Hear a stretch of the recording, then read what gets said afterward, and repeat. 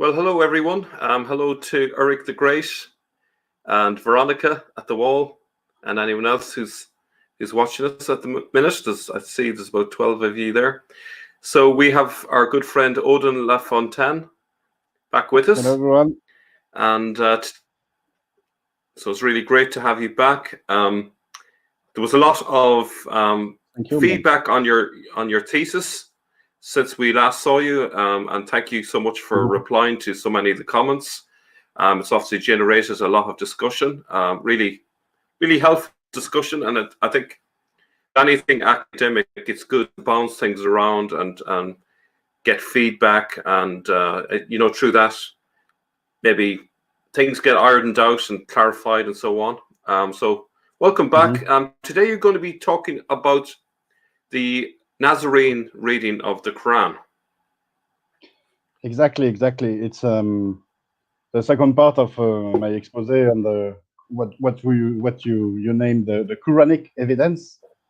During the first part, we talked about the people of the book, and we established, based only on the Quran, that the people of the book are not what the standard Islamic narrative says it is.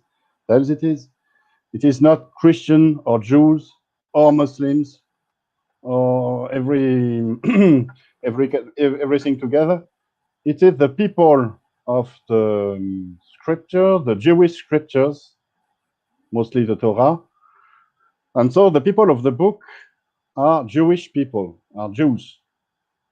And we established it by a systematic study of the mentions of the people of the book, the Al-Kitab in the text. And by doing so, we also established that there is a community within the people of the book that the Quranic text distinguishes from the other people of the book. There is a good community among the people of the book, a good Judean Jewish community, which is who are friends with the believers, with the mu'minin, the Arabs that listen to the preaching of that we find in the Quranic text, and they are also teachers of some sort for those Arabs. We don't know whether they teach themselves or whether they have teachers that are taught by them to teach the Arabs.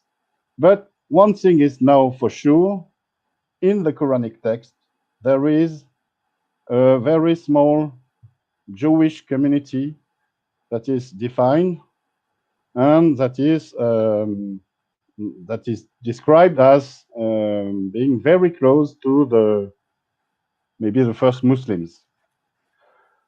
So it exists. We have established, based only on the Quran, that it exists. And once we have established it, we can build new hypotheses on this new ground, on this new, very solid ground. And this is what I intend to do now. And in this second part of the expose, I will try to prove, again using only the Quranic text, that this good community among the Jews are the Quranic Nazarenes, and the Quranic Nazarenes only. I don't know whether they are Nazarenes from the past. I can only tell based on the Quran what the Quranic Nazarenes are. And so let's begin the presentation. What should I do? I should do this. Do you see the presentation? Not just take a second or two to show. Do you see it, Mel? No. Yes. Have you clicked the share button? Not yet. Okay. While you're organizing that, I just respond to Tony Holly. I believe I missed some of your questions the last day. So when we come to question time at the end, I'll make sure you get first call on the questions. Okay, Tony? apologies for missing the last. Okay. Now I think we got your PowerPoint added to the stream. Okay. Do you want me to go on? Do you want to answer the questions? You're the maestro, no? No. This be for. Yeah, no. Go ahead. We'll do questions at the end. So over to you, Odon. Okay then. So, second part of the Nazarene reading of the Quran. Let's have a look at the Quranic Nazarenes. Who are they? And I will use the exact same method as before, as with the people of the books and the Mushrikun and the Kufar, which is to look at every occurrence of the word Nazarene, Nasara, Nasrani in the Quran. At first, we can tell that the word Nasara is a strange word. It's a strange Arabic word, because as you know, every word in Arabic, as in every Semitic language such as Hebrew or Aramaic, is based on three consonantal roots. In this case, it's NSR. And this root in Arabic, NSR, means help, support, protection. And we don't see how the Nasara, the Nazarene, pertains to help, support, protection. There are other words which are built on this NSR root, mainly the word Ansar, and we find 44 mentions of the Ansar word in the Quranic text, which means helper, protector, ally, auxiliary. And Nasara, that does not really fit the Arabic meaning of this root. It does not fit the helper meaning. But in some occurrences, in some cases, Ansar might refer to Nasara people. It might be true. It's an hypothesis. So in the standard Islamic narrative, of course, the Nasara, the Nazarene, the Quranic Nazarene are supposed to be Christians. But there are some strange mentions of the word Nazarene in the Quran, in which this meaning of Christian cannot stand. And even Muslim scholars... Odon, that's... Yes. That's interesting, because so what you're suggesting is that, okay, we have the hypothesis, according to the Islamic narrative, that Nazareth refers to Christians. Well, let's look at the Quranic text and see, does it actually fit? And so that's a good approach to take, to actually test it out, whether it actually fits with the meaning of Christian or not. Yes, it's a good approach. I won't do it. I won't do it now. It's not what I intended to do. No. But no. You see, the work I'm presenting, this presentation, is based on this. At the beginning of questioning about the meaning of the Quranic text, there are the contradiction within the standard Islamic narrative. Because in some verses we see Nazarenes described as being close friends to the believers, and in some other verses they are enemies. And one is then pushed to think, to wonder why is there such a contradiction in the text? How can the same people being both friends and enemies? And this is one of the many contradictions who triggered the study I'm presenting, and for everyone to remember it and to get it. This is mainly based on the work of Edouard Marie Galez, who is a Belgian scholar. I worked with him. He published a thesis called The Messiah and His Prophets. And what I've done with the book, The Great Secret of Islam, is a sort of vulgarization of his work and a development also of his work and his studies, and particularly his Odon. studies about the Quran. Yes. Yes, Mel? Yeah, you said to me that, yeah, you had said to me that Edouard Marie Gallès was aware of these videos that we've been doing on his work, and he seemed to be pleased with what we were doing so far. Yes, I think so. You see, Edouard Marie is a friend, a close friend of mine. I have him on a weekly basis on the phone. I try to see him often, but as he's living in Belgium, it's and me in Paris. It's a bit difficult now with the lockdown and curfews and everything about this COVID situation. But yes, he's following what we do, and he was very impressed with the interpretation you made, Mel, about the rab word in the Quranic text as being potentially, as having potentially two meanings. One is Lord, of course, and it pertains to God or to Jesus, and the other being teacher, rabbi. Rabbi is a teacher, and we see that it makes sense with the text. It fits the text, and maybe it's a way to understand it much better. And this is what he did, to have a look at the text and to try to get what it means, what it literally means.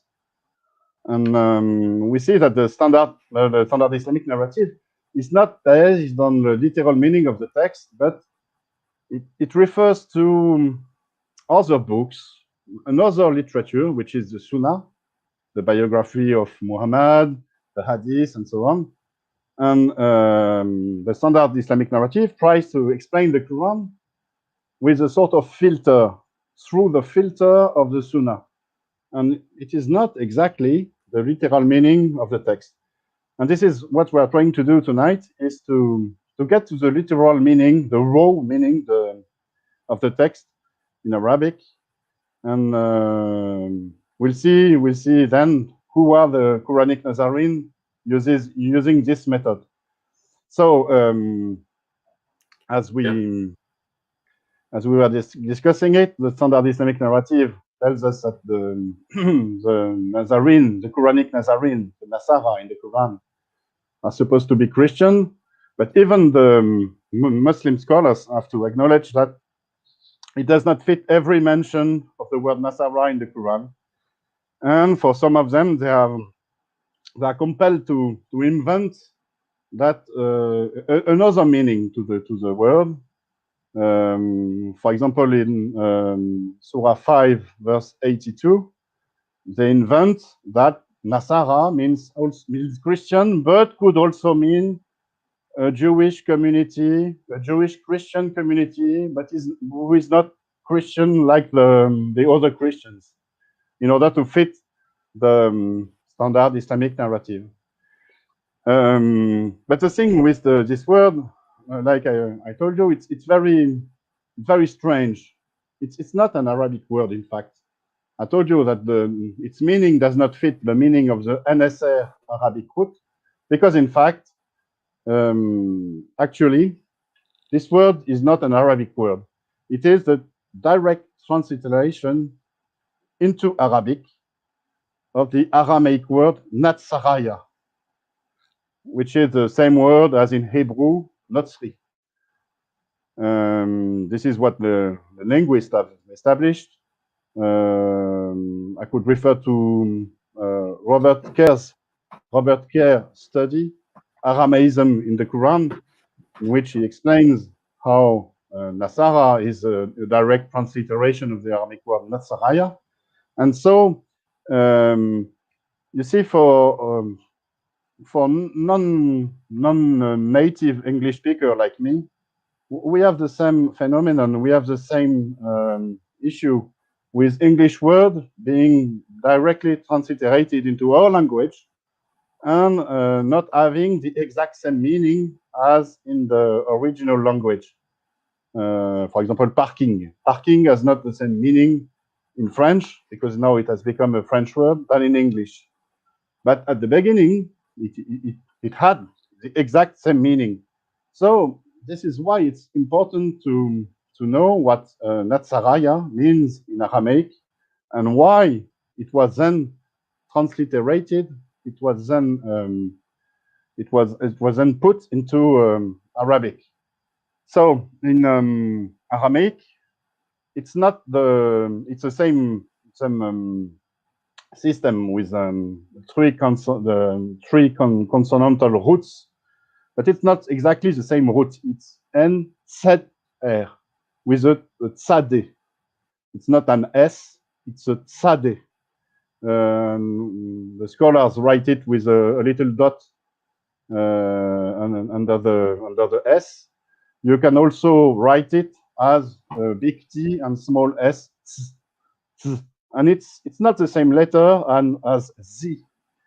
It's not NZR. NZR means, for example, Nazir. Nazir. A Nazir is someone in the Bible, as the Bible tells it. Nazir is someone who consecrates himself to God. For example, John the Baptist was a Nazir. But you see, it's not the same word as Nazaraya. It's not the same meaning exactly. And we have to look into what Nazaraya means. So these are often confused. Yes, they are confused mainly because, you see, in the Greek translation of the Bible and the Gospel, especially the Gospels, the Greek doesn't know, the Greek language doesn't know the Semitic tzade. It only has one Z letter for both NZR and NZR. And so a confusion has been made, mainly in the Western world and by some Western scholars, between Nazir and Nazaraya. And some scholars claim that, for example, Jesus was a Nazir because he was called a Nazarene. But Nazarene has nothing to do with Nazir. It has everything to do with Nazaraya. And with this NZR root in Aramaic, which basically means to keep, to watch with care, to protect, to preserve, to conserve. And as is the case in every Semitic language, also in Arabic, it has many derived meanings. You see, you have one basic meaning, and thereafter, with the word being used, new meanings appear. And so the NZR is used as to mean what is conserved, what is preserved. And we look at it in the Bible in Isaiah. Odon. Yes. Yes, Mel? Sorry to interrupt you. So essentially in the gospel where the angel at the resurrection refers to Jesus the Nazarene. I think it's in that part of the gospel, if I'm not mistaken. So the meaning isn't just Jesus of Nazareth here, but it means Jesus the keeper, the protector, the preserver. That's the essential meaning of it. We'll get to it, but because Jesus is called Nazarene also because he comes from Nazareth. But what does it mean? What does it mean exactly to come from Nazareth? Yeah. I intend to explain it right now. So I wanted to point at this meaning, special meaning as branch, as we see it in Isaiah 11. And there shall come forth a rod out of the stem of Jesse, and a branch, a netzer, shall grow out of his roots. Branch has the meaning of what has been preserved, what has been conserved. And because we see it in Isaiah, because Isaiah and the Jewish people believed it. It has gained a new meaning as being the descendant, the royal blood of David, the King David. So the Netzer is the branch, but with the image of Isaiah, it becomes the prince, the descendant of David, the one who has a claim to Israel's kingship. And so there is a new meaning there. Netzer does not mean the one who is preserved. It still means the one who is preserved, but it now also means the descendant of David, the prince, the future prince, the future king. And from this, and also because of Isaiah's prophecy, as the prince, as the king should be a Messiah. A Messiah is someone who has been anointed, rubbed with oil, with sacred oil by the high priest. The Netzer become also gains a new meaning pertaining to the Messiahship. The Nazaraya is the Netzer is the prince, and yes. Mm-hmm. Yes, Mel. So this group would essentially, so this group would be likely a messianic group in the sense of interested in the apocalypse and things like that. You'd expect based on the meaning behind this word. No, this would be at this time of the presentation a bit anachronistic. Here I'm talking about the meaning of the word in the ancient times, before originally Christ. Going back. All right. Okay. Okay. Before Christ, before Jesus was named Christ, which means Messiah, because this changed everything in the for this world. Yeah. And so the Nazaraya before Jesus were messianic people before Jesus, and so the city of Nazareth. This is an explanation by Etienne Naudet, who is a French scholar at the Biblical School of Jerusalem. He's saying that Nazareth is named Nazareth because it is the city of the Netzer, the city of the branch, the city of the royal blood of David. And so the people of Nazareth, who live in Nazareth, who are native of Nazareth, are, of course, Nazaraya. And it's the same, it's a bit of the same word to say, I come from Nazareth and I am a Nazaraya. And so when we see in Matthew that in Matthew, there are some verse that tells us that Joseph and Mary and Jesus came back to Nazareth, and hence the prophecy was fulfilled. The Messiah, Jesus, Jesus is called Nazareth. He's called Nazareter, a man from Nazareth. But it's the same word as, it's exactly the same meaning as being a Nazaraya. Do you see my point here, Mel? You asked the question. Yeah, you see, being a native of Nazareth, like Joseph was, maybe Mary also, it's the same as having royal blood of the Davidic royal blood. It's the same as being a Netzer. And so it's the same as being a kind of Nazaraya. And so a new meaning then to Tzeder root.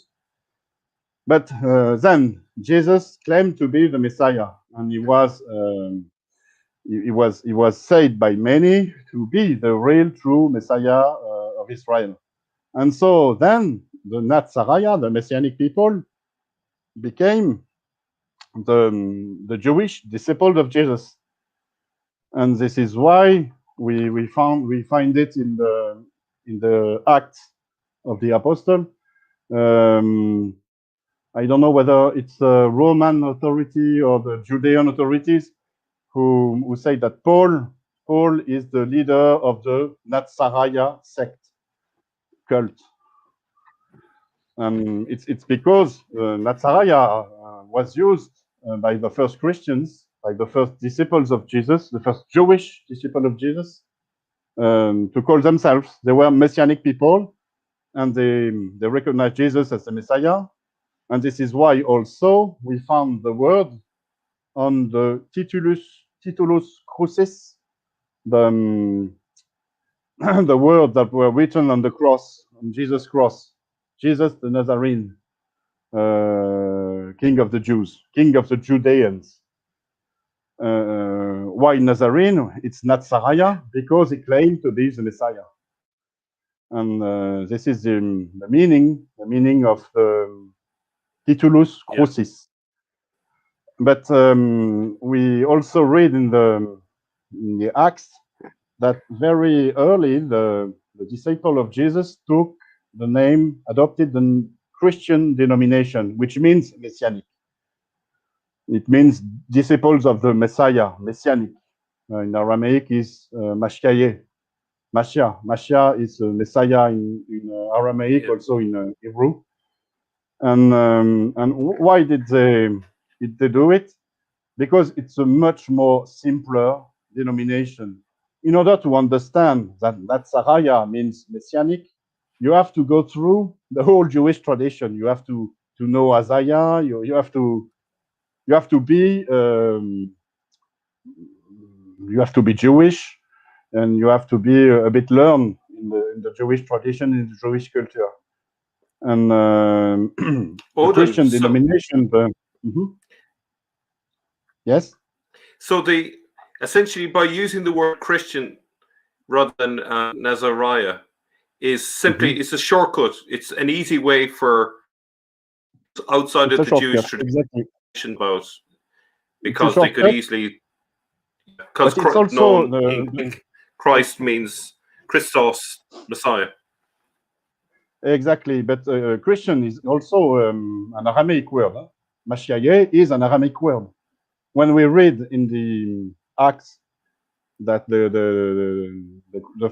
disciples took the Christian denomination, we don't know whether it was the Greek denomination, Christianoi, based on the Messiah the Messiah word translation into Greek. Christ is Messiah in Greek. Yeah. We don't know whether it was the Greek denomination or the Aramaic one. It's the same, Mashiach, which was used by every Christian Aramaic speaking in the Middle East and elsewhere. Mashiach is exactly the same word. And so the disciple of Jesus took this denomination, which led then to the question, who were the ones who did not want to be called Mashiach, who did not want to be called Christian, and who kept with the Nazaraya denomination? Were they still the real true disciples of Jesus? They were not Christian because they didn't want to be called Christians.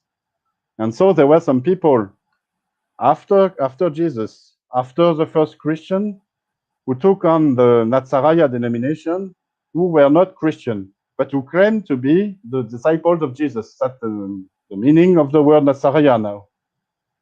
And who were they? Who were they? That's the question. And in the ancient sources, from Epiphanius, from Jerome, Augustine, and other writers in the 2nd, 3rd, 4th, up to the 5th century, we see mentions of Nazarene people, Nazaraya people, Nazoraios people. We don't know exactly who they are, apart from them being of Jewish descent and accepting Jesus as Israel Messiah, but they are not Christians. Jerome wrote in one of his letters to Augustine that they did not cease to observe the old law. They were still they still abided by Moses' law. So they were Jews, kind of Jews, who believed in Jesus' messiahship. But for them, Jesus' messiahship did not have the same meaning as it was for the Christian. So maybe for them its messiahship is claimed to Israel kingdom, Israel, to the kingship of Israel. It might be what Epiphanius tells us in his Panarion in the 29th chapter. He writes about some Nazarene people who call themselves also Jesseans, people from Jesse. You see how this pertains to the Isaiah prophecy, the netzer, the branch that shall grow out of the stem of Jesse. And maybe they were monarchists. They were kind of nostalgic of the old kingdom in Israel and wanted it to be restored and wanted Jesus to restore this kingship. But you see, we don't have anything about them after the 5th century.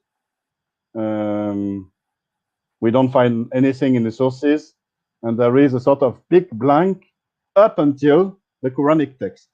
Because in the Quranic text, we see the word Nazarene again. So this leads us to the question, who are the Quranic Nazarene? Were they still Christian or not? And who are the Quranic Nazarenes Christians? And we will see in the Quranic text itself what the text has to tell us. So this is exactly the same method as before, as with the people of the book mentioned. We will look at every occurrence, every mention of the word Nasara, Nasrani, Nazarene in the Quran. We will look at it for what it means, and we will make comparison. We will try to distinguish the meaning of the expression based on the context, on the verses, on what the verses mean. So, at first, when we look at the Nazarene mentioned in the Quran, we will see that the Nazarene are not Christian, even though the standard Islamic narrative tells us they are supposed to be Christian.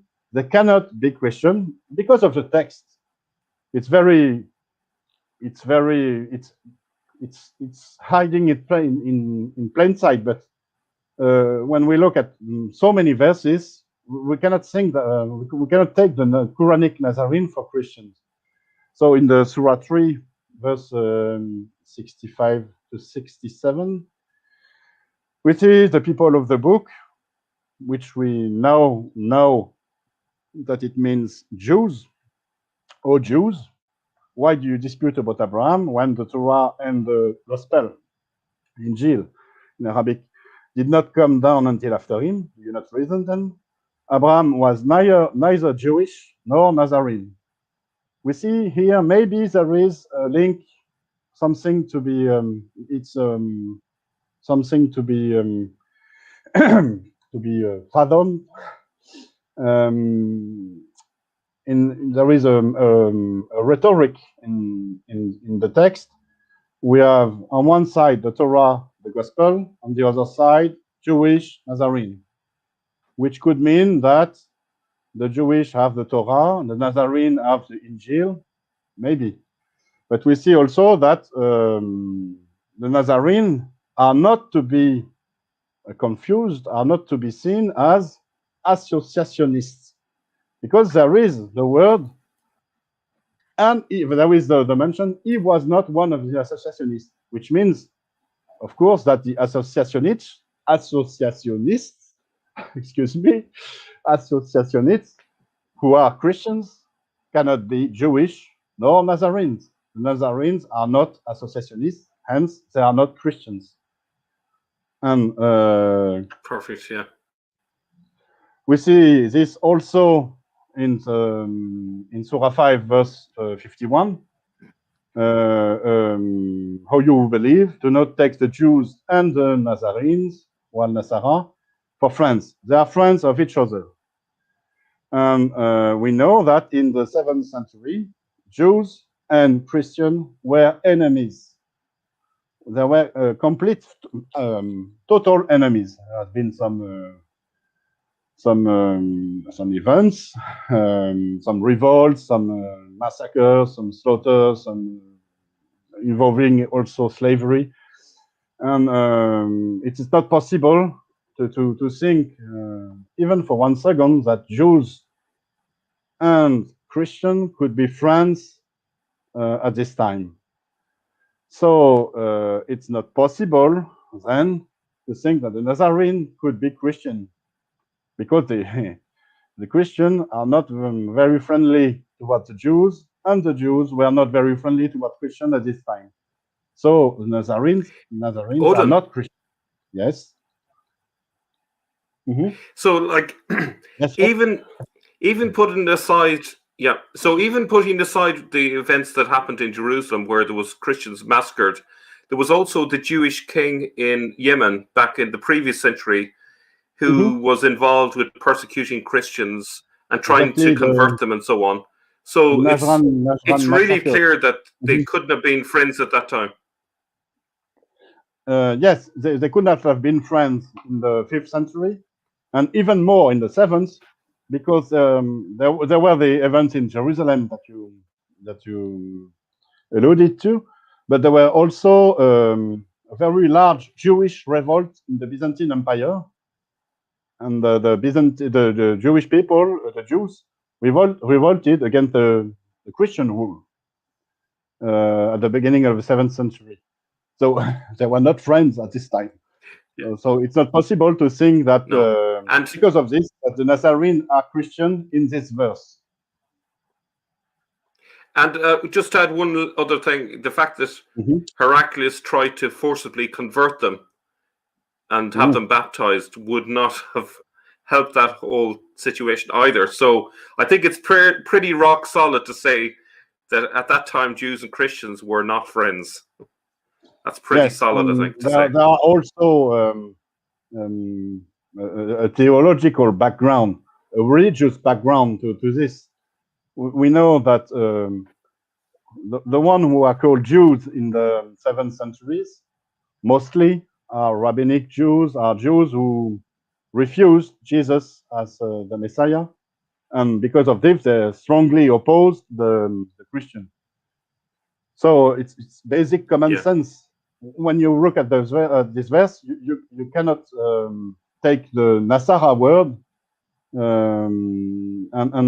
and pretend it means Christian. It's the same also in the same Surah 5, in the verse 69. Certainly you will find that the most violent of people in enmity to the believers are the Jew and those who associate, Ladina Ashraku, which means Christians, the Jews and the Christian. And certainly you will find that the closest of them in affection to the believers are those who say, we are Nazarenes, Nasara. So here we have a very explicit verse who tells that the associates, that the Nazarenes cannot be Christian. The associationists are supposed, according to this verse. Odon, just to interrupt you. Just to interrupt you first. Yes, do just to interrupt you. The point that you're making is that we can. Yes, sorry. So the point you're making here is that we can see clearly in Surah 5:69 that the word Christians is used in distinction to the believers who are the Nazarene. That's the believers. That's a very well-made point there. The believers, the Mu'minin, are the Arabs who are taught by the Nasaras or by some Arab prophets or teachers. We see here that the believers are not the same as the Nazarenes. The closest of them in affection to the believers are the Nazarene. So we have two distinct categories: the believers and the Nazarenes. Maybe the Nazarenes are also believers, but in this verse, it's what we read in a very explicit manner, we read that the believers are the Arabs, and the Arabs who listen to the Quranic preaching, and that they are not Nazarenes. We see also that the Nazarenes have priests and monks, which is a bit strange, and we'll keep that for later. Also in Surah 22. Sorry, Yes? Sorry, Odon. Could the word believers here refer to more than the Nazarenes? So therefore, inside that it's a wider set. So the Nazarenes are a subset of the believers. So therefore, in that wider set, you can have priests and monks, and that would resolve the meaning of the text. Does that make sense? It could make sense, but you see, in order to make sense, to really make sense, we should look at all dimensions of believers, mu'minin, in the text, which we could do in another part of the presentation. Yeah, but okay, this is the only way. The only way to be sure. This is the only way to be sure. One cannot hesitate or argue with a meaning or another meaning.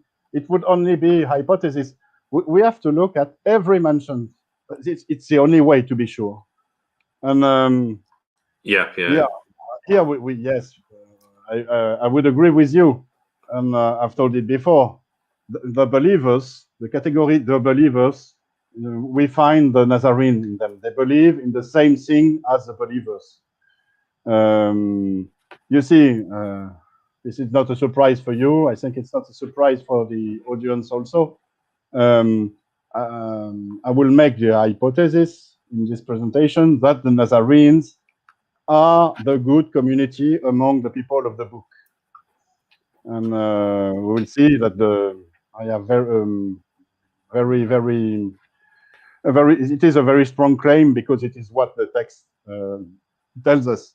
And we have seen formerly in the first part of the presentation that the good community among the people of the book had the true faith that they were believers.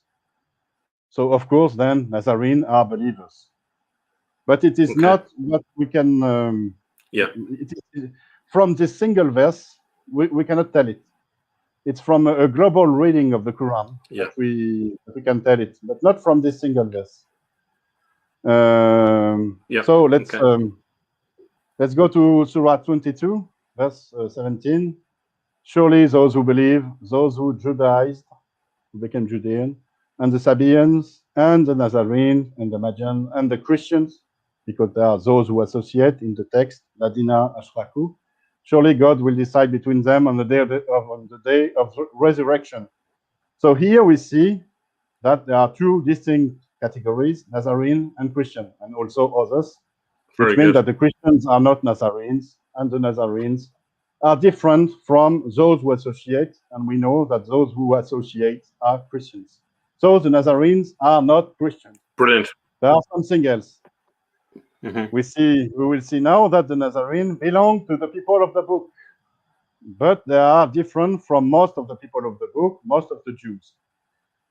None shall enter the garden except he who is a Jew or Nazarene.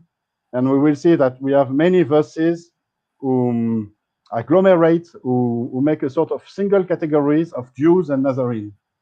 The Jews will not be pleased with you or Nazarene until you follow their religion. They have something in common. There is a common religion, a sort of common ground, a common religious ground between Jews and Nazarenes. Be a Jew, be a Nazarene, be Jews or Nazarene, and you will be on the right course. Say, nay, we follow the religion of Ibrahim, and so on. And Ibrahim was not a mushrikun. We see also here that it's another verse which explains that the Nazarenes cannot be Christians, because once again we see an enumeration. We see different categories being presented, and Christian is not the same as Nazarene, is not the same as Jews. So Nazarene, here again, cannot be confused with Christians. And here we see also that they have something in common with Jews. And the Jews and the Nazarenes say, we, so there is a community here, we are the sons of God. So from those verses, we can say that there is a common religious background between Jews and Nazarenes. We see also that the Jews and the Nazarene have the same book, surely the Torah. They recite the book, the Torah. Huh? The book, when you see the book, in this time, it means the Bible. But here, with the context, because we are speaking about the Jews, it means the Torah. It is the book. The book. Yeah. Also, do you say that Ibrahim and Ishmael and Jacob and the tribes were Jews or Nazarenes? And also, Ibrahim was not a Jew nor a Nazarene. Here, I think we have something of an ethnic community between Jews and Nazarene. It's not only religious, it's also ethnic. Maybe a common ethnicity. But you see, at this time,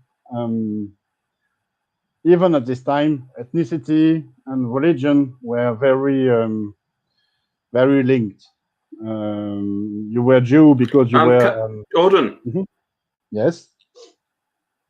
Yes, ma'am. Could I suggest? So could I suggest that perhaps the Nazarenes were associated with Syria? There was a glitch associated because with what? What were the there's a suggestion of ethnicity and with Syria. As if we're talking about a particular ethnicity distinct from the Jews, one suggestion I would have might be Syria, such as northern Syria, and one of the reasons for that is one of the reasons for that is the map that exists in your book, which locates different place names that are very similar to the word Nazareth. And so therefore, just using my logical brain, that's maybe geographically, Syria seems to be a good connection group. Yes, Syria is a good connection, of course, but it does not mean it's a different ethnicity. When we look into the old sources about the Nazarenes, but it's not the Quranic Nazarene, huh? It's the Nazarene from the ancient times, the one that that we found in the old sources from the 1st, 2nd, 3rd, 4th century. Epiphanius, for example, he tells us that the Nazarenes fled from Jerusalem and established themselves in Syria, but also in Transjordania, and also in the north of Arabia. So this would explain why we find so many Nazarene names in Syria. But the thing with Nazarene name in Syria, if you look closely at the map, it's not about the Nazarene names, it's about the Quranic names. we find places in Syria that are very, very linked to the Quranic text. We found a Mount Kaaba, for example. We found a Mecca place also, Abil Beit Mecca in Syria.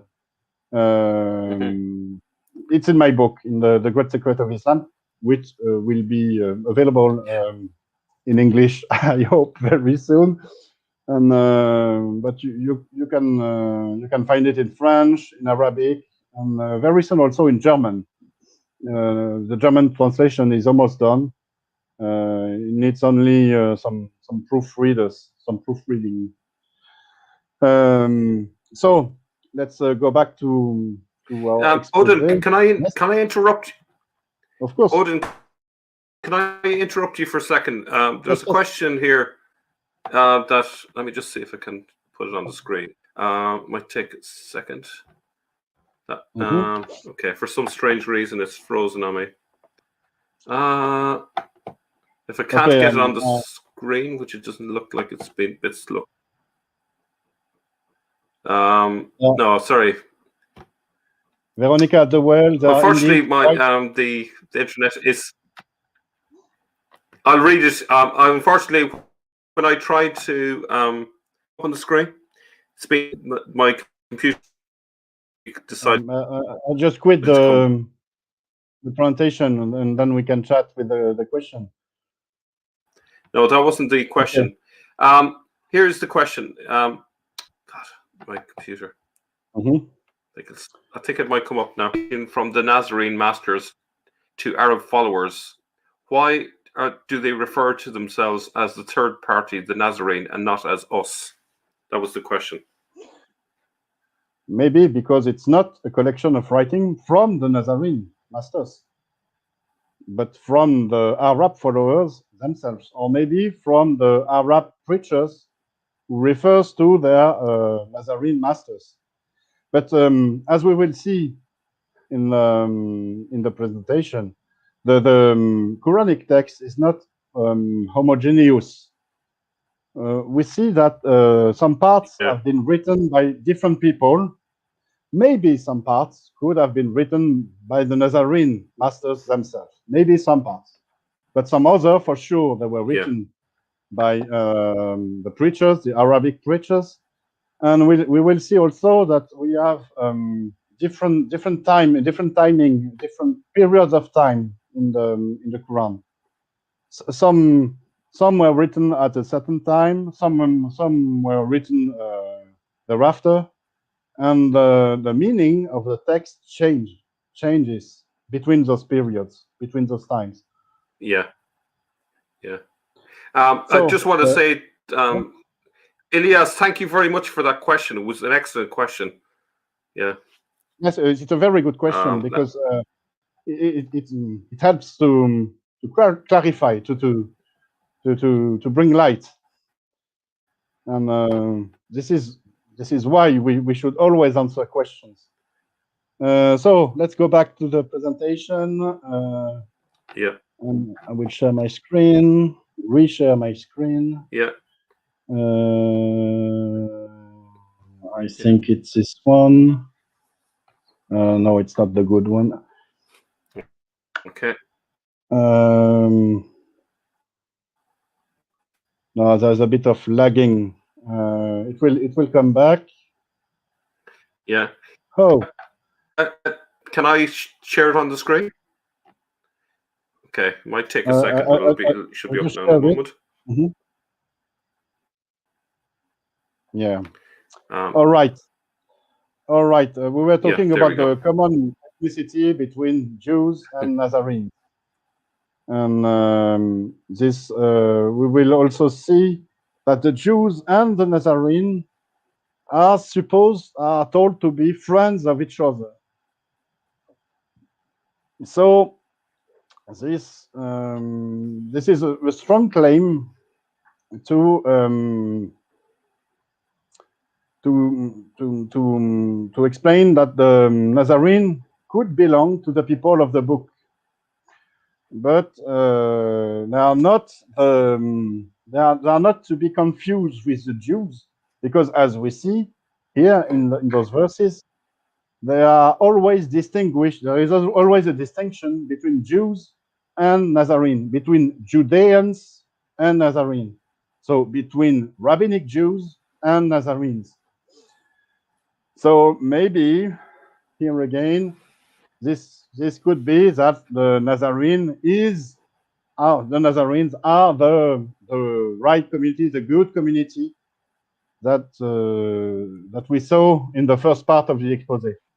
The good community among the people of the book, the small minority. Also,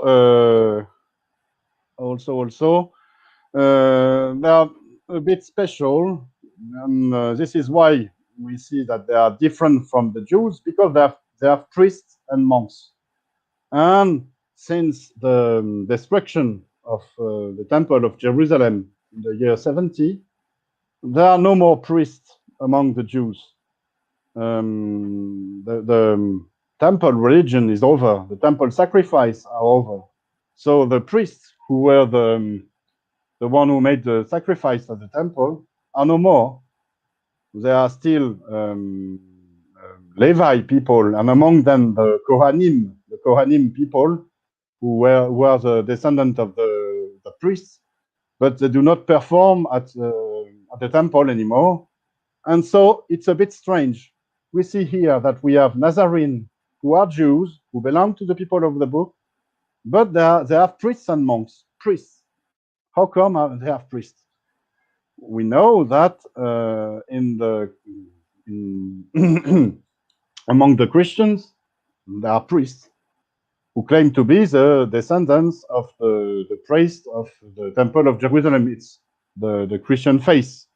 They perform the sacrifice of the Christ during the Mass instead of the sacrifices that were made in the temple. Excuse me, I've got a phone call. And yeah, I have to. No problem. Do you want me to put you on mute?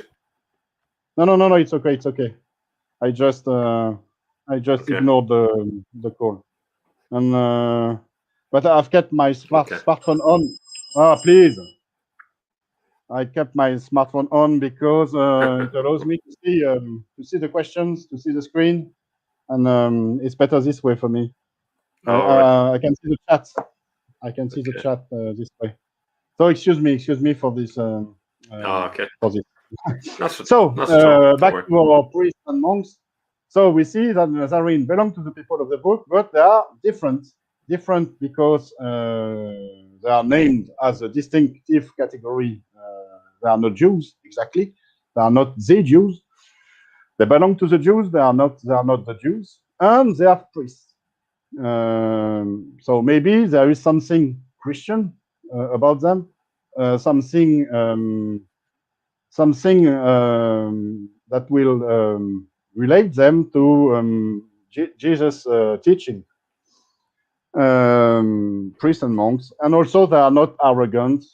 We saw before that the arrogance was something something that the preachers, the Quranic preachers, told about the Talmudic, the rabbinic Jews. They were arrogant. So also it's another distinction between Jews and Nazarenes. So they belong to the people of the book, but they are not the same as most of the Jews. They are not the rabbinic Jews. They are something else.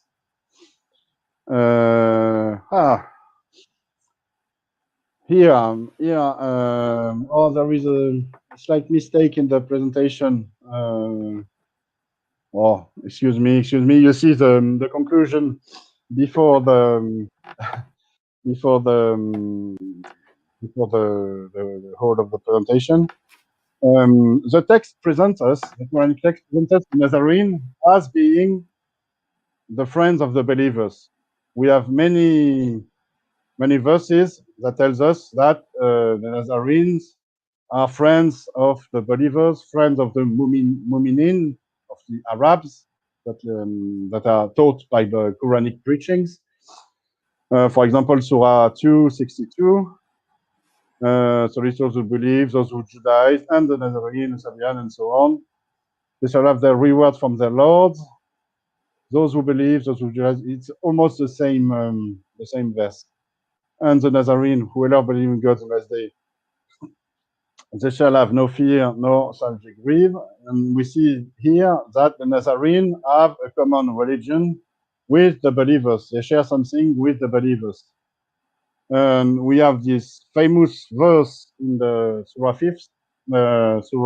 5, verse 82. Certainly we find that the most violent of people in enmity to the believers are the Jews and the one who associates, meaning the Christians. Certainly we'll find that the closest of them in affection to the believers are those who say, we are Nazarenes. And again, that is because there are priests and monks among them, and because they are not arrogant. We saw this beforehand. So the Nazarene are the closest in affection. They are friends of the believers. So this is my conclusion here. The first part of my conclusion. The Quranic Nazarenes are believers. They are not the believers. They are part of the believers. They believe. They have the same good faith as the believers. They are the good Judeans. They are the good community within the people, among the people of the book. So then they must be non-Talmudic. And here we have something also to, we have established something on which we can build some hypothesis. And this is how I work. Once I have established something, I can use it to build new hypotheses and so on. So let's continue to the part when we see that the Nazarenes are also described in the text as being the enemies or not the friends of the believers, which is very strange. Because as we saw here, we have the description of the Nazarene as being the friends, here as being the enemies or not the friend of the believers. So it cannot be, this situation cannot exist at the same time. And we have to assume so it's from a different. Yes, it's from a different period of time. We have the very famous verse 30, Surah 9, in which we see that the Nazarene are confused with Christians and with kuffars. We saw in the first part of the presentation that mostly in the text, the kuffars are the one who covered the Torah, who covered the prophecies, and who didn't want to recognize Jesus as Israel's Messiah. This is the true meaning of the KFR root, kuffar. And so the kuffar are not the infidels or the unbelievers. This is a derived meaning, a second meaning, a third meaning. But the first meaning, the basic meaning is the coverers, the one who covers the sacred scriptures, who covers the prophecies of Jesus' messiahship. And so here in Surah 9, it's very, very strange because it contradicts many other verses. It contradicts the fact that we have established earlier that the Nazarenes are supposed to be Christians. And here the verse says the Messiah is the Son of God. The Nazarene are supposed to say the Messiah is the Son of God. How come is it? It cannot be. It cannot coexist in the same text. So we must come to the conclusion that it pertains to two different situations, two different periods of time. And also in Surah 5, verse 14, we see that there has been a covenant with the Nazarene. This is very important, a covenant, a sort of alliance with the Nazarene. We saw in the first part that there was an ummah between the good community among the people of the book and the believers, the Arab believers. So maybe it pertains to the same thing. And so the verse explained to us that there was a covenant, but the covenant is over now, and there is no more friendship. And so this is a very strong hint, a very strong clue that that is convergent in the same direction. There was a friendship. There is no more friendship. There was a covenant. It is over now.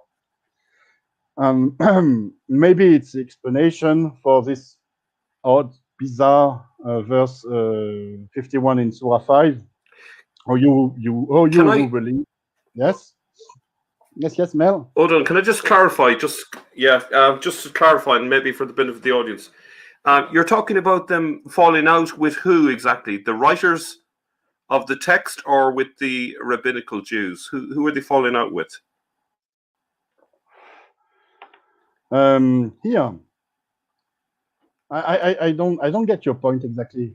Maybe you can try to explain your question. So, yeah, it's like, say you're using Surah 5:14, or the covenant is over, no more friendship. So we're talking about the friendship with who exactly? The rabbinical Jews, or with the people who are behind the Quran? No, I'm sorry, it was so obvious to me. I should have explained it. There was a covenant between the Nazarenes and the believers. It's obvious in the text.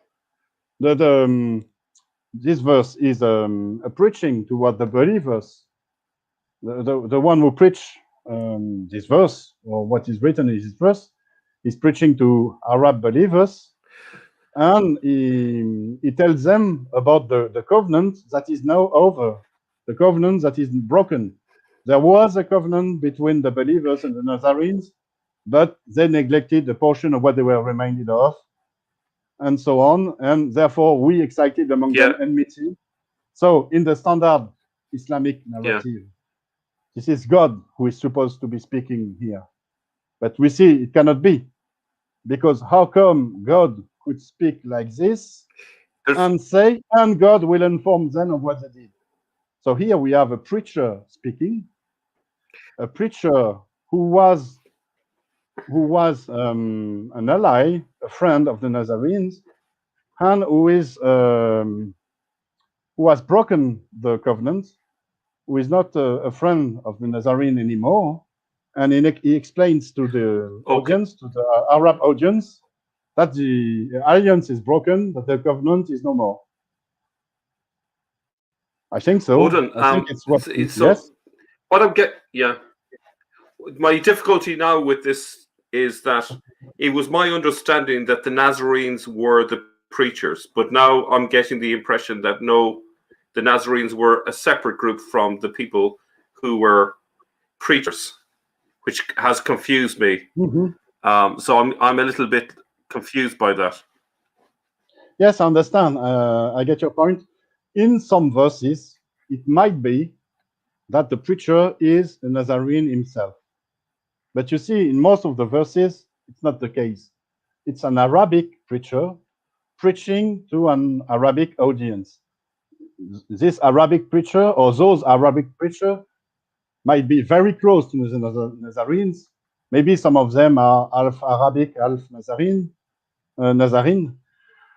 but they are not Nazarene themselves. The Nazarene are they don't they try to blend in, to mix with the Arabs. We saw that they they are invited the Arabs to marry their daughters and to share the food. We saw this in the first part of the presentation, but this also tells us that there is a Nazarene community, a Quranic Nazarene community, which is distinct from the Arabic, from the Arab community, from the Arab believers community. Okay, so what I would suggest that maybe the group who are the preachers, if they're not the Nazarenes, which I thought that was the thesis, which I've got I misunderstood. Perhaps that group then is, as Joe suggests, another group such as the Edomian Karaites, and then that would kind of make some sense, because it doesn't seem logical to me that these are a group of Arabs without.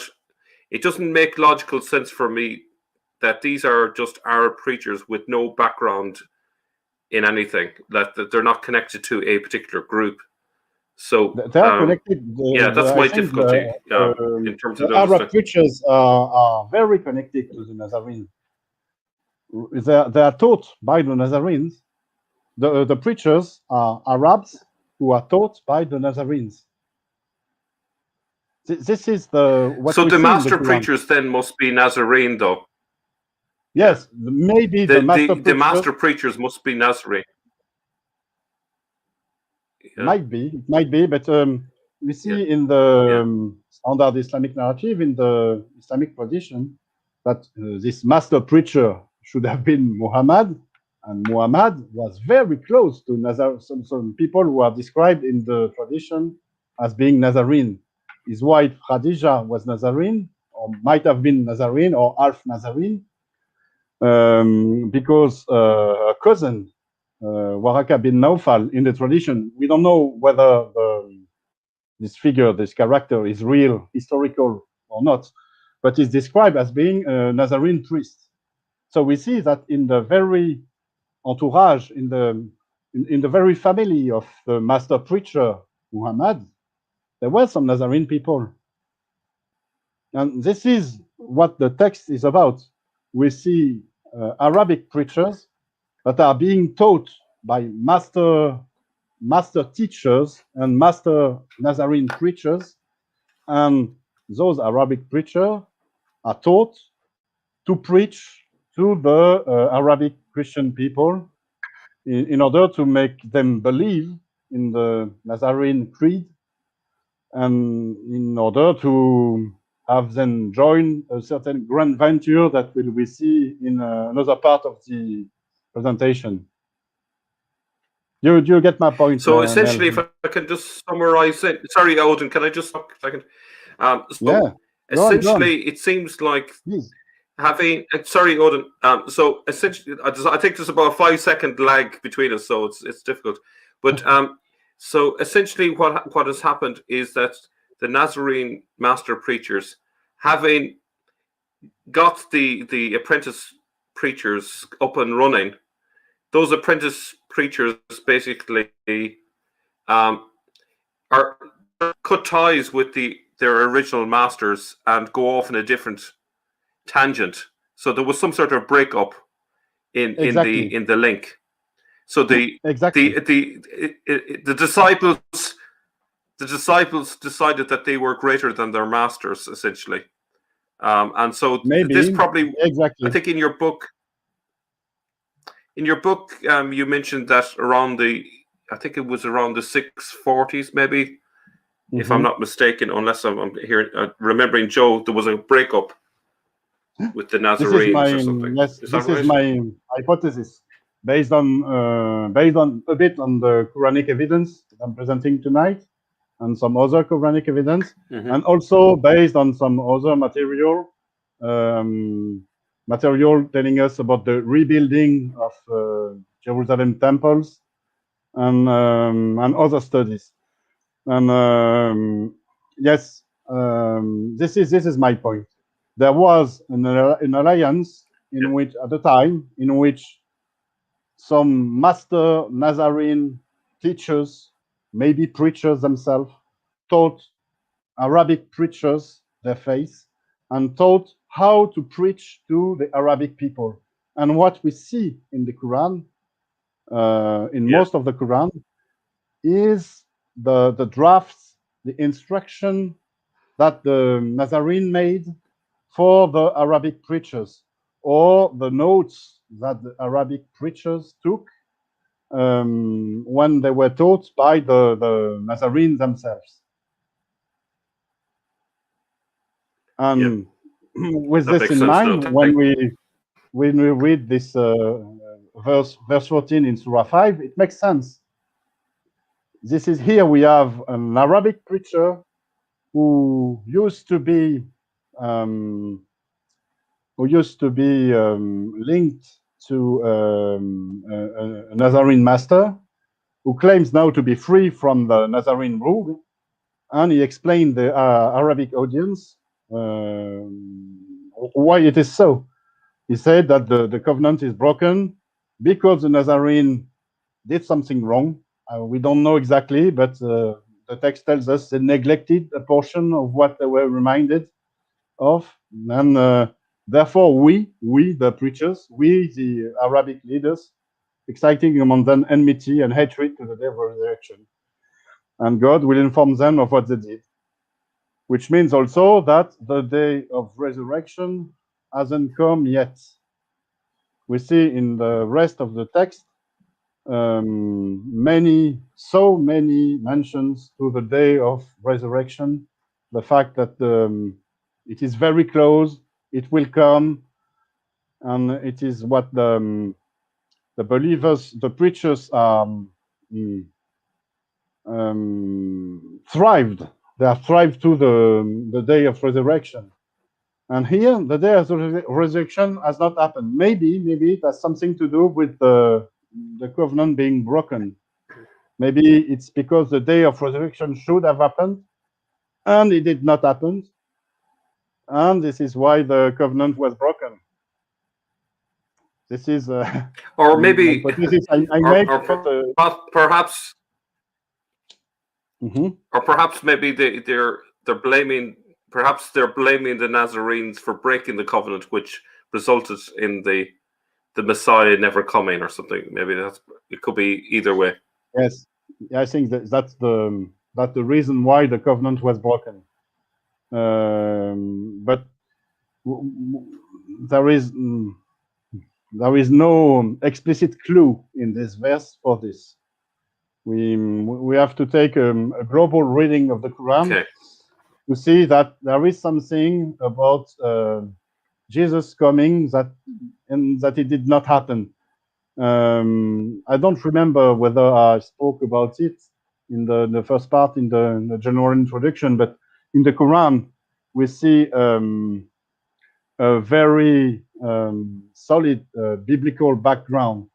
The Quran alludes to a biblical culture in which there is supposed to be a day of resurrection, an apocalypse, and the coming of the Messiah. And in the Quranic text, there is a great void, which is the coming of the Messiah at the end of the days, at the end of times. It's very strange. You see, the Quran is very biblical. It talks about the last days and the day of the resurrection, and in all logic, it should then talk about the coming of the Messiah, because in the biblical culture, this is what happens at the end of days, at the day of the resurrection. So why is there no mention in the Quran of the coming of Jesus at the end of times? And why are there so many mentions in the oral tradition, in the hadith, of this coming? And this is something we have to think about it. And I've thought a lot about it also. And I think it's because when the Quran was preached, when most of it was preached, the people were hoping for Jesus to come back, to return, and he did not return. And so when the Quran was made as a book, when there was a selection of the good pages, the good folios, of course, they did not take at the time, the pages, the preachings that mentioned the coming of Jesus, because there was a sort of deception, a failure. It did not come. They wanted it to come, and it did not come. And this is why the Quran is without those mention to the coming of Jesus. So this is an explanation. This might also explain. So this might also explain the fact that points in the Quran, it's gaps. You know, there's clearly it's on one theme. There's a gap. It jumps onto another theme, yes. And it seems like something has been cut out. So maybe that's what's been going on. This is what we see when we read the I suppose as the religion evolved over time. Sorry, Odon. As the religion evolved over time, their idea of what was important, what they wanted to keep, and what they wanted to drop out would have changed over time as their sort of the overall ideas of the religion matured. And so this would have meant that the Quran wasn't fixed maybe till quite late. It was constantly under a process of revision as Yes. as they try to iron out all of these contradictions. And even still, even despite many attempts at ironing out the contradictions, we can still see that there are contradictions here because of the fact that there are different writers at different times with different points of view. And this is what is difficult in the Quran, is most of the scholars and even more the Muslim scholars, they claim that the text is homogeneous, that it has been written as by one person as a whole. You see, and this is not the case. What we see it is very, very obvious in the text is that the Quranic text is a corpus, which is a collection of different texts that have been put together, and there has been a sort of edition effort that was made in order to make the text appear as one book. But it is not the case. It's not a book. It's a collection of texts from different times, mainly from the beginning of the 7th century, I think. But they are not, all the texts are not from the beginning of the 7th century. I think, for example, that the verse we are seeing now on the screen, 930, 514, 551, they have been written after the year 640, and or they have been changed. There have been some change, some correction in them after the year 640, and we will see this in the third part of the presentation, because we will have a look at the beginning of Surah 9, which is very odd, very different from the rest of the Quran, from most of the rest of the Quran, and we will see that it adds some new stuff, some new events that did not exist at the time in which most of the rest of the Quran was uttered, was preached. So definitely feels like something. It's a very, very important point you just made here. And thank you, Mel, for your question. This is how we can really add some more light in a very complex matter. But you see, when you look at the text for what it really means, it makes all things much more simpler. Here we don't build hypothesis on hypothesis on hypothesis on some things that don't exist. It's a text. This is the literal meaning of the Quranic text. And when we read it, we see that there are different periods of times. We see that we have different preachers. We see we have different ideas, different events, and we can make something of it. But it's based on reality. It's not based on fantasies. It's not based on books of tradition that have been written 200, 300, 400 years after the events. And I think we are much closer to the historical truth working like this than making something else. And okay, so let's go back to the presentation. Okay, so do you want to move on to your? I have some. I was just going to say, if you want to move on towards the conclusion. Exactly. Because we've stalled on this quite a bit. Let's move on. Just before, I just told you that there might have been some corrections in the text, which some parts of the Quranic text, some verses might have been corrected, and it could explain some of the contradictions also. And this pertains to the text being written and edited and selected at different periods of times. it pertains to the fact that the face evolved. It was not the same face at the beginning of the 7th centuries than in the mid-50s of the 7th centuries, in the 8th centuries, in the 9th centuries. It was not the same face. The things evolved.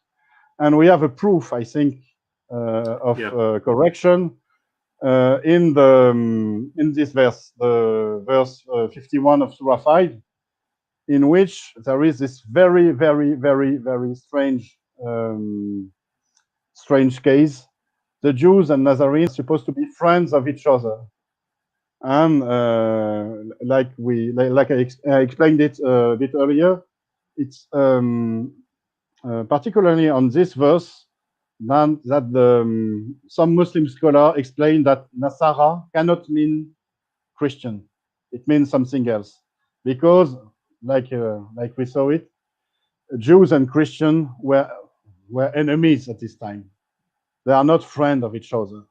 It's very strange. And when we look at the Quran, we see that it contradicts many other verses in which the Nazarene are supposed to be friends of the believers, and also that there are mentions in other parts of the Quran that kind of contradicts also this verse. In Surah 8, verse 73, we see that the one who are friends of each other are those who cover. Aladina kafaru. So it's not Jews and Nazarenes, it's those who cover here. And in Surah 4, verse 89, we see that the hypocrites, munafiqun, the one who rejected the faith, who used to be believers who don't believe anymore, they would like you to cover as they have covered, but take no friend from their rank until they immigrate in the way of God. Here also, I think it's very obvious that the verse 51 in Surah 5 has been rewritten. And there was an original version in which it was written, "O you who believe, do not take the Jews for friends. They are friends of each other." This makes sense. This makes complete sense. It makes sense in itself in the verse. It makes sense with the other verses of the Quran, with the Surah 8 and Surah 4. And it also makes sense in terms of I don't know the word for it. When you sing the Quran, when you psalmodiate the Quran, like the muezzin does, for example, like you do,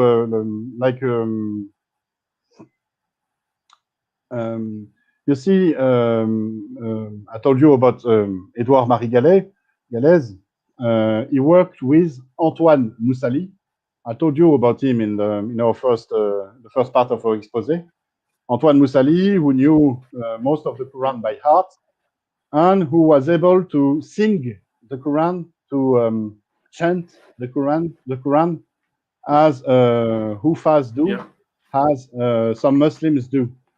And by singing it, you see that there is a sort of discrepancy in this verse 51. Something. So the poetry of it, or the poetry, it's a sign that it's been tampered with. The rhymes, yes, it has been tampered. It has been tampered. It does not fit the former verse and the following. That's something strange. And so, if this verse, Odon, can I interrupt you just for? Yes? Sorry, Odon, can I just interrupt you? Can you hear me? Of course. You don't seem to hear me. It takes a few seconds, but it's interesting that you're saying that Surah 551 seems to have been changed, because I found evidence independent of what you're presenting today that verse 560 seems to be a late addition from later than the 740s, no earlier than 743. So this is quite interesting that you're also talking about an interpolation for the same surah. What evidence? It's well, it's going to be in. It's going to be in a presentation in a video I'm going to do tomorrow. So I better not reveal it just now because I spoil the surprise for people. But it's based on a historical event, which I believe the verse was in response to. And so therefore it couldn't have happened. It couldn't have been written before that particular year. You see, what I'm presenting tonight, it has been for me a very, very long and hard work, because I've checked every verse in Arabic with the tools I presented, like corpus.quran.com, quran.getaway.quran.com, and also I've checked the ancient manuscripts. And in the ancient manuscripts, which you have on the Corpus Coranicum project website, I haven't found discrepancies in this verse, in this Surah 5, verse 51 passage. I don't think, I don't remember any. But you see, when you look at the very oldest manuscript. Sorry, are you saying that the verse was different? No, I'm saying that you can find. So are you saying that in the oldest manuscript, you see many verses that have been tampered with? You see corrections, you see palimpsests. You can see them. They are there in manuscript from the end of the 7th century and the beginning of the 8th century. There is a very, very, very interesting manuscript called the Wettstein 2, 1913, which contains almost 80% of the Quranic text, and in which you have many layers of scriptures. There is a first layer, only the razm, only the consonants, and there are layers that have been added, in which you see the criticism, in which we see corrections. Sometimes you see that the text has been scratched and written over. You see additions and so on, and it's very interesting when you look at it, and when you check some odd verses like this one. Yes, Emel. Yeah, I feel that you're kind of going away. I think you're kind of going away from the original sort of point about Surah 551. I must tie you down on this one, because are you saying that the early verses that you found, just wait a second, right? Are you saying that in the earliest manuscripts it excludes the phrase the Nazarenes, or are you saying something completely different? Because you're losing me. I'm not quite getting where you're going with this. What I'm saying is I've checked in the earliest manuscript, and this verse is we do not see any tampering. Different. Which means then that the tampering dates from before the writing of those manuscripts. So maybe before the year 753 you're speaking about. Okay, so the addition of the phrase the Nazarenes came in quite early. Yes, I think it came early. I think it came around the year 640, in the 640s, in the 650s, maybe a bit later, but it was during the 7th century. Right, we got for sure. But here, I think if we claim that this verse has been tampered with, then what is then to think of all the other mentions of a relationship between Jews and Nazarenes? And here we have a question. Maybe all the other verses we saw in which the Jew and the Nazarenes are linked together, maybe they have been tampered with also.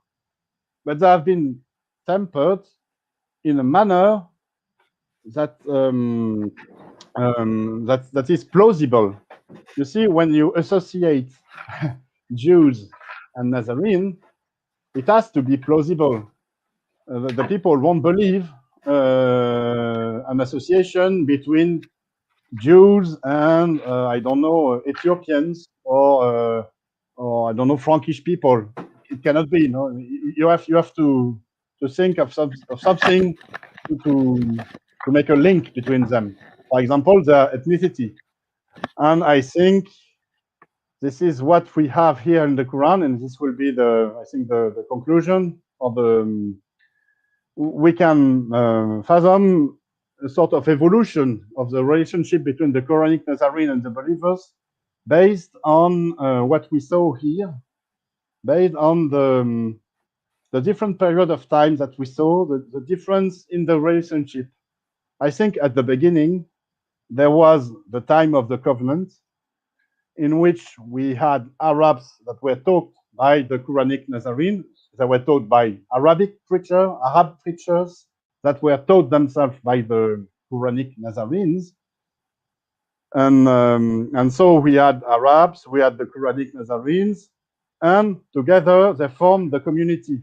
They formed the Huma we talked about in the first part of the expose. And there were also the Kufar, the coverers, who were the rabbinical Jews. And we saw that rabbinical Jews and Nasara formed together the people of the book. They were the Al-Kitab. And there were the Mushrikun, the Christians, and the Mushrikun and the rabbinical Jews were the enemies of the believers. This is what was the situation at the time of the covenant, at the time of the first preaching. But things evolved, things changed. The covenant was broken, and the relationship evolved, and the Huma, the community, was reduced to the believers only, to the Arabs, and the Nasara were excluded from the community. There were still the people of the book with the Kufar, and this is why we see such condemnations of Nasara and rabbinical Jews in the same verses. When we see that Nasara and rabbinical Jews are friends of each other, this can make sense because they share a common ethnicity. And this reminds me, Odon, of in the first. Can you hear me, Odon? This reminds me of the first century when the Jews and Christians. This reminds me in the first century, the Jews and Christians were still praying together in the synagogue, but eventually the Jews expelled the Christian Jews. So essentially, there was a time when they coexisted, but eventually they divided. So again, similar idea. So at one point they were united as a group, and then finally, the apprentice preachers stood on their own feet and formed their own community without the need of their masters, essentially. Yes. But you see, the analogy you just made has some limits, because at the very beginning of Christianity, everyone was Jew. You see, the first Christians were Jews, and the other Jews were asking themselves about Jesus. And some joined Christianity and became Christian Jews, and some didn't want to become Christians, and they formed mainly the rabbinic movement after the destruction of the temple in the first century. And so here at the stage of the breaking, after the breaking of the covenant, we still have Christians who are the Mushrikun, and together they are the enemies now of the believers. So the believers used to have a community with Nasara, and the community was broken. And thereafter, there comes the standard Islamic narrative. Maybe hundreds of years later, 200 of years later, it was built little by little, step by step. And in this standard Islamic narrative, there is another story. the Huma, the community is now the community of Muslims and only Muslims, and not the Arab believers, and not the Arab taught, so of course, by the Nazarenes. There is no rabbinical Jews anymore. There is only Yahud. The Jews are all the same. We don't. The standard Islamic narrative does not make the difference between rabbinical Jews and non-rabbinical Jews. They are all Jews. They are all Yahud, Kufars also, but there is not the distinction that we found in the Quranic text. And the Nasara are not supposed to be Christians, according to the standard Islamic narrative. And together, Muslims, Yahud, and Christians form the people of the book, the new meaning of the people of the book. So, in the standard Islamic narrative, the people of the book are not the Jews anymore. They are something else, something new, something very new. And we still have the Mushrikun, but the Mushrikun are not the Christians, they are pagans, supposed to be polytheists. And in a derived meaning, it can also mean Christians. But this helps the scholars. But not in the primary meaning.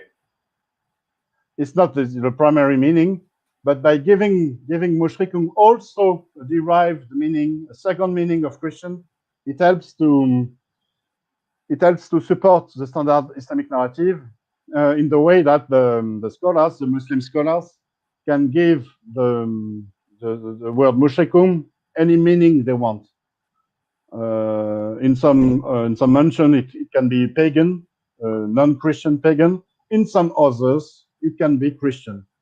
And by doing so, they can justify, legitimate, with the Quranic text, their narrative. The narrative is not true to the text. It's true to the Sunnah. It's true to the Islamic tradition. Yeah. But it is not true to the literal text of the Quran. And together, the Yahud, the Nasara, the Mushrikun are the unbelievers, the Kufar. And the Kufar, the meaning of the word also has evolved. The basic meaning of covering is fades away, and it becomes infidel, non-Muslim. And here we have, I think, a sort of synthesis of the evolution of the relationships between the Quranic Nazarenes and the believers. So, to conclude and to introduce the third part of the expose for another time, I would say that in the first and the second part, we have seen now that the Quran does not really tell us about Islam as a religion, but it tells us about something else. It tells us, in particular, about a Jewish polemic, a polemic between two currents of Judaism. So the Nazarenism, the Quranic Nazarenism, and since it is the Quran that defines this current of Judaism, and since we want to distinguish it from the other Nazarene meaning that we saw, Edouard Marie Galez decided to name it Judeo-Nazarenism to make a clear distinction. The Judeo-Nazarenism is the Quranic Nazarenism. It's not the Nazarenism from the first century, the second. We don't know the link of the between the Quranic Nazarenism. And so the two Qurans. You're not. Yes, Mel. Please go on. No, just to make the point that you're not trying to make a historical continuity claim from the earliest century all the way through. It's just what's important is there was a group in the 7th century that had these beliefs. That's all. That's really key and important. Yes, it's really important. We could make such a claim, but in a further step, and it will be an hypothesis based on very thin evidence. All we have now is a very strong Quranic evidence that there was a Quranic Nazarenism. This is all we have. And based on this, we could argue whether those Nazarenes in the Quran came from the Ebionites, came from another Quran, came from, we don't know. But all we know is that they exist because the Quranic text tells us so. It tells also about the existence of a forgotten Jewish group called the Nazarene. I think they are the Nazarene, but this Jewish group has been described by the Quranic text as being the one with the right community among the Jews, the one who recognized Jesus as the Messiah, who is opposed to rabbinical Jews and opposed to Christians, who hold the Torah and the Gospel sacred, and pretend to have the unaltered text of those books. This forgotten Jewish group has the true faith. It believes in God, in the last day. It commends the decent, forbids the blameworthy, and is humble toward God. And a covenant has been established between this group and some Arabs. And this group, this forgotten Jewish group, and I think it is the Nazarenes, taught the Arab their faith and urged them into a great venture that is being described in the Quran also, and which we will see in another part of the expose. So the existence of the correct Nazarene is established by the Quran itself, apart from any other source. One could form then the hypothesis that those Nazarene might have something in common with other Nazarene from the past, other Nazarenes that we find in other sources older than the Quran. So we have subsequent questions that we will try to answer in another part of the expose. What exactly and why did the Quranic Nazarene teach the believers? What happened? What happened in the 7th century? Why was the covenant broken? Why was the name, the very name of the Nazarene, erased from Muslim memories? Because nowadays, no one remembers the Quranic Nazarenes as being a forgotten Jewish group. It has become a name for Christians. And so their name, their memory, has been erased from Muslim, from the standard Islamic narrative. And then we have to ask ourselves how and why was the standard Islamic narrative written. So we will see this in another part. This is to be continued. Next part will be about the grand venture the Quran is about. Fantastic. Odon, an excellent presentation. There was some tricky bits to understand, but actually it kind of in the, as particularly with the conclusion there. How much for that?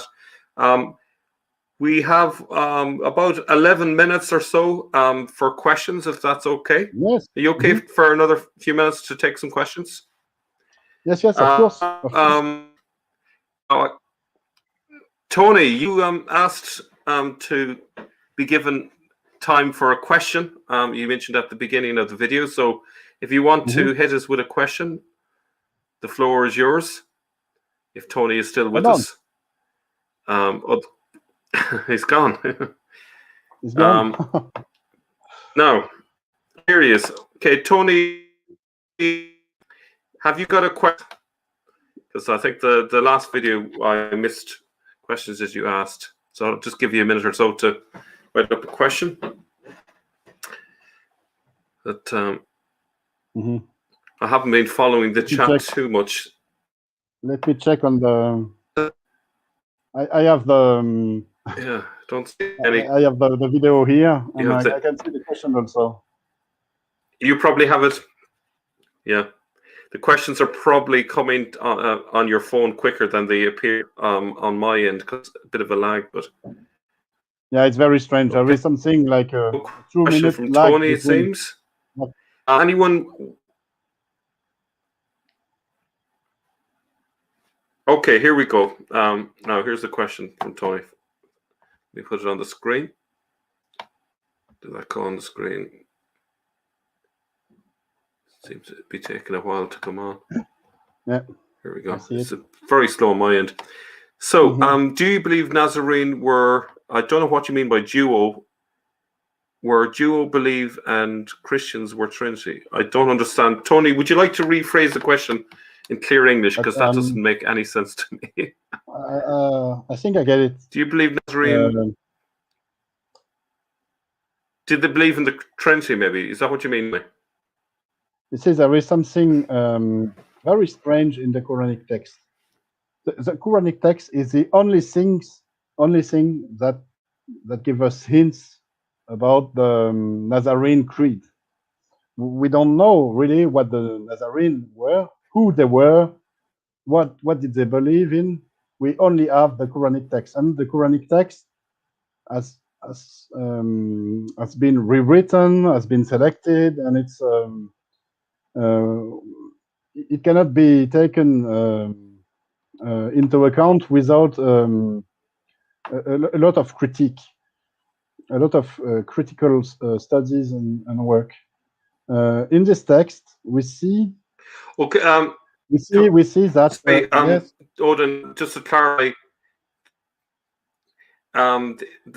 is that they believed in just the Father and the Son, but not the Spirit. Is that binatarian? Would that be? I don't. We have nothing in the text. We have nothing in the text to support this. But what we have in the text, this is what I was about to tell. In the text, we have some claims about Jesus not being crucified. I think it's Surah 4, verse 157. But when we really look into it, it does not claim that Jesus was not crucified. It just tells us that the claim of the Jewish people is wrong. The Jewish people cannot claim that they crucified Jesus. This is what the verse is about.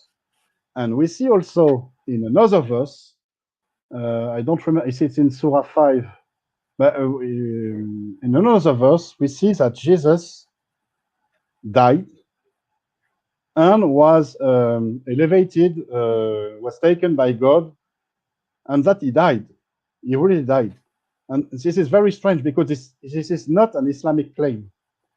In the standard Islamic narrative, Jesus is supposed to have been taken by God before dying on the cross. And so maybe it was not him that was crucified, but someone else. But he did not die, and he is still alive with God, and he will be sent back at the end of the days. But the text does not tell us this. The text tells us that Jesus died, and hence maybe the Nazarene believed that Jesus died on the cross, and that God took him with him, and maybe they believed in the resurrection. We don't know, but it can be, because it is what the text tells us, and it's different from the standard Islamic narrative. Okay, let's take another question. I think, let me just go back. There was a question about Petra. Do you believe that it all started in Mecca? I think what you're going to say, but I want to have a go at that. I think we'll be frozen. Yeah, it's a bit frozen, but I think I got the question. The question was, did it begin in Mecca or Petra? Let me just see if I can get. Yeah. So it's basically, what's your opinion on Dan Gibson's idea that it started in Petra? That was a question. I can't remember who asked that a few minutes ago. It says I'm breaking up here. Okay. No, I just lowered the definition of my cam. Maybe it would it would help with the freezing and the lagging. So I don't think it began in Mecca. I don't think it began in Petra either, because the real starting point of Islam is the moment when the standard Islamic narrative, or the basics of the standard Islamic narrative, were written. And it was not written in Petra, not written in Mecca. Maybe it began a bit in Damascus. And for me, the starting point, the real starting point of Islam is Baghdad. It's among the Abbasid. It's when the standard Islamic narrative was written. Before that, we have something which looks like Islam, but it is not Islam yet. It is something else.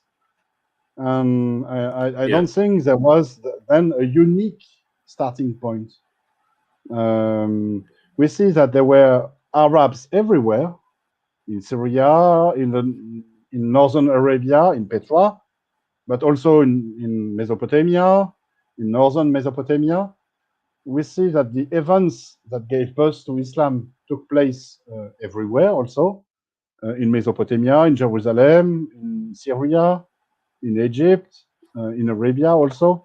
And there is no such thing as a unique birthplace. This claim to a unique birthplace comes from the standard Islamic narrative that wants to make everything fit with a Mecca narrative. But you will see in the third part of the expose that the verses that are used to describe Mecca, most of them, in fact, pertain to Jerusalem. The Hajj, for example, is supposed to be the pilgrimage to Mecca, but it's an Hebraic word that describes the one of the many Jewish pilgrimage to Jerusalem, the Masjid al-Haram, the sacred mosque, according to the standard Islamic narrative, does not designate the Haram in Mecca. It's a mention of the ruins of the temple in Jerusalem. Safa and Marwa were supposed to be hills, small hills in Mecca. There are in fact hills in Jerusalem, and there are not hills in related Petra. Question for you. So related question, I'd like to answer it first, if I may, but can we find some teachings of the Nazarene to the Arabs in the Quran? My understanding, you can correct me if I'm wrong, this sections in the Quran where it says say and then followed by a quotation would be some of the preachings being taught.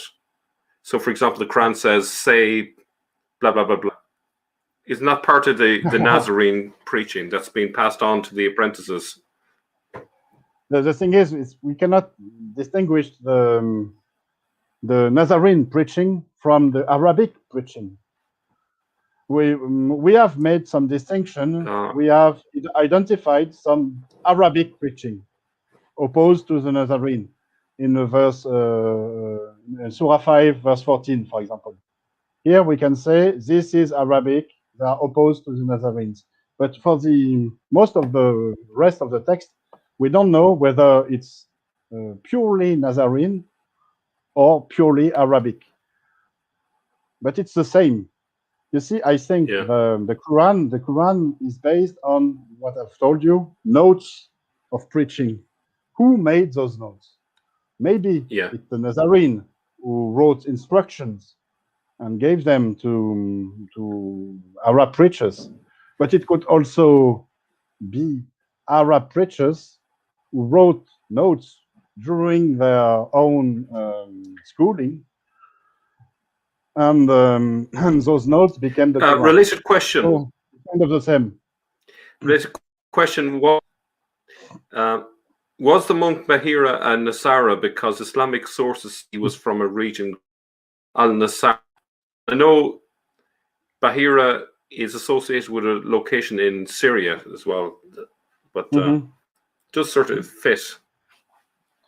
So the thing with Bahira, it's very strange because the first mentions of Bahira are not found in Islamic sources, but in Christian sources. And the standard Islamic narrative took those sources and take the Bahira figure, the Bahira character, for granted. I think Bahira is a sort of a symbol that has been a character that has been invented by Christian writer to personify, to give some kind of color to the propagandist milieu, the propagandist entourage of Muhammad and the Arabic preacher, the Arab preachers. So Bahira is not an historical figure. Bahira is, it's a bit like Waraka bin Nawfal in the Islamic tradition.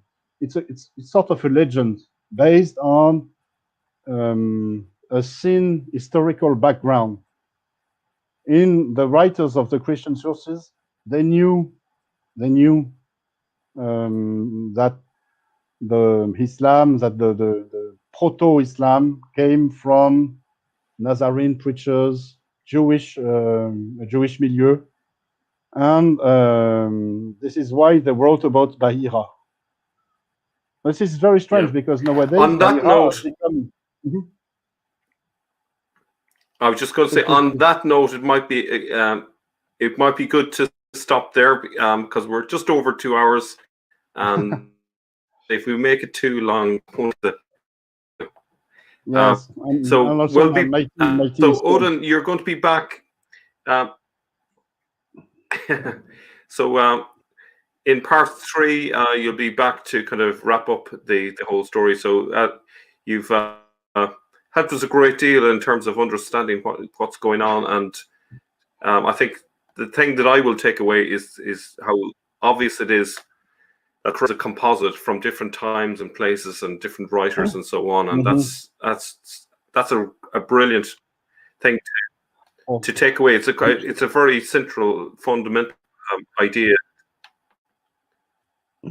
Thanks, Mel. I don't think I'd be able to wrap up everything in a third part. We are only talking here about Quranic evidence, and there is so much more. This is what your whole channel is about. Oh, yeah.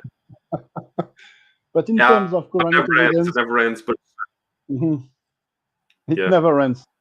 Like you wrote it, every time you lift a stone, you find something underneath. Absolutely, it never ends. But the thing for our audience to bear in mind is that both in your case and my case, we're just making our best effort at uncovering the truth, and sometimes we get it wrong, sometimes we're learning, we discover something new. We're making our very best attempt based on. The thing so anyway, thank you, Odon, for. Thank you, man. Thank you a lot. Absolutely. See you next time. Cheers. Bye-bye. And thank you, everyone, for joining us today. Thank you. Take a second.